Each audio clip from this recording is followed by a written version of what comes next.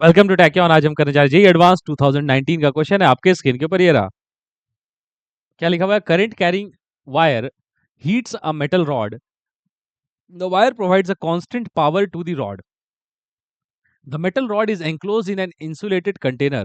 It is observed that the temperature in the metal rod changes with time t as, और एक function दिया हुआ है temperature T not 1 plus beta T the power 1/4, where beta is a constant with appropriate dimensions while t naught is a constant with dimensions of temperature.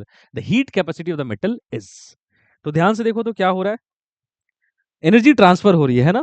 क्या हो रही है? Energy transfer हो रही है। किसके किसके बीच में एनर्जी ट्रांसफर हो रही है? एक करंट कैरिंग वायर है, वो मेटल रॉड को हीट कर रहा है। Current carrying wire regular power से हीट कर रहा है, जैसे ऐसा कुछ है, ठीक है ना? मान लो कि ये कोई रॉड है ना? इस रॉड को ऐसे हाई वोल्टेज, है ना, हाई वोल्टेज ऐसा, हाई वोल्टेज से ऐसे कनेक्ट किया हुआ है। तो हाई वोल्टेज से कनेक्ट किया हुआ है तो क्या हुआ? हीट हो रहा है। ये हीट हो रहा है, मान लो वोल्टेज वी है, करंट आई है, ऐसे मैंने बता रहा हूं पावर के सेंस में। तो पावर कितना कंज्यूम कर रहा है? ये वी आई, और सारा का सारा हीट में जा रहा है। तो हीट क्या करेगा? हीट रेडिएट करेगा, है ना, इधर की तरफ रेडिएट करेगा। तो ये पावर सारा का सारा रेडिएट करने वाला है। और पावर रेडिएटेड हम जानते हैं कैसे लिखते हैं, स्टीफान्स लॉ से, D Q by D T, वो क्या होता है? Sigma E A T the power 4।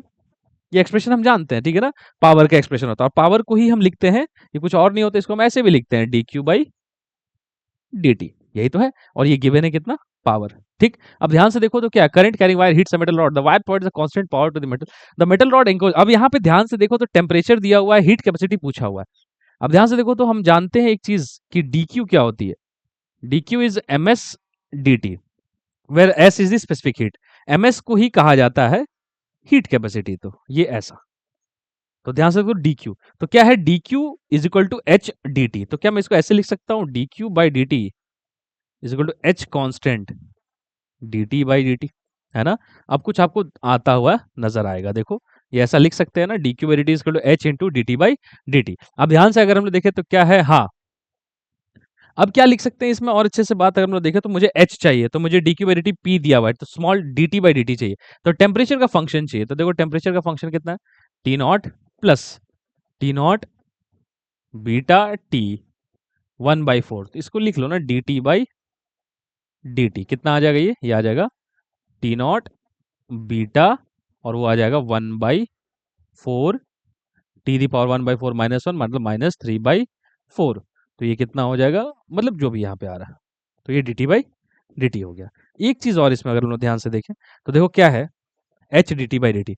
हम लोग पावर हमने देखा तो क्या लिखा हुआ है? Constant power P T not, approximately not is a constant, ठीक। तो पावर में अगर हम लोग देखें तो यहाँ लिख सकता हूँ मैं, power is D Q by D T. और ये एक्सप्रेशन एक आता है इसमें, कौन सा एक्सप्रेशन रह गया ये?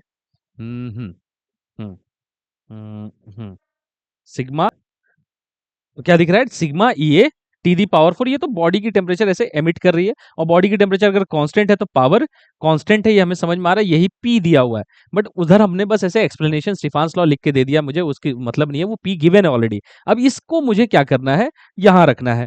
और D Q by D T कितना गिवन है? D Q by D T P given है, तो मेरे पास D T by D T available है। अब ध्यान से देखो, D T by D T को थोड़ा सा अच्छे से सजा के लिखते हैं। कैसे लिखते हैं देखो, लेट्स ट्राई टू अंडरस्टैंड। इसको मिटाते हैं। हम्म इस इक्वेशन को थोड़ा सिंप्लीफाई करते हैं। What we can write is, T कितना है देखो, इसको बस सिंप्लीफाई करो, T naught plus beta T naught, है ना, beta T naught T the power 1/4 है। क्या मैं इसको ऐसे लिख सकता हूं? T minus T naught by beta T naught is T the power 1/4। अब यही चीज है, देखो टी दी पावर 1/4 उतना है, तो ये कितना है? अगर इसको हम लोग ऐसे लिखें तो ये क्या लिखा हुआ है? देखो beta T naught by 4, T 3 the power 4 था, तो मैं इसको ऐसे लिख सकता हूँ ना, it is nothing but beta T naught, है ना। और मुझे क्या चाहिए? D T by D T, तो क्या लिखेंगे? 4, है ना, और टी दी पावर 3/4 मतलब उसको 3 क्यूब कर दो, तो क्या लिखेंगे? क्यूब, और इधर आ जाएगा बीटा टी नॉट क्यूब, बस ये चीज है ना। अब यहां ध्यान से देखो तो क्या आ रहा है?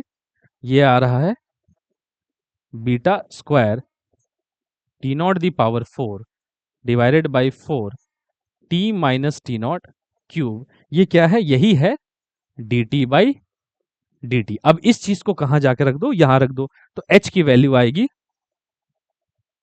h हीट कैपेसिटी की वैल्यू है p divided by dt by dt। तो p और dt बाई dt कितना है हमारे पास कितना, बीटा, हाँ कहा गया फाइनल रिजल्ट अपना यहाँ है, कहा गया beta square T naught the power 4, beta square T naught the power 4, नीचे क्या लिखना चाहिए, 4t minus T naught whole cube. ये है हीट कैपेसिटी। कौन सा ऑप्शन देखो आप, 4p t minus T naught का whole cube by beta 4 T, beta square है ना, बीटा, अच्छा बीटा 4 हो जाएगा यहाँ पे, ध्यान से देखो तो क्या है, ये देखो बीटा क्यूब है ना, तो बीटा 4 है ये टेक्निकली, तो ये वाली जो चीज़ है मल्टीप्लाई अच्छे से कर लेंगे, तो ये बीटा 4 है, तो beta 4 T naught the power 4, कौन सा देखो beta 4 T naught the power 4, कौन सा है, ए दिख रहा है मुझे सही, तो देखो ऑप्शन ए करेक्ट, ठीक है ना। चलो समझ में आएगा मुझे लगता है, मिलते हैं नेक्स्ट क्वेश्चन में, till then take care and bye.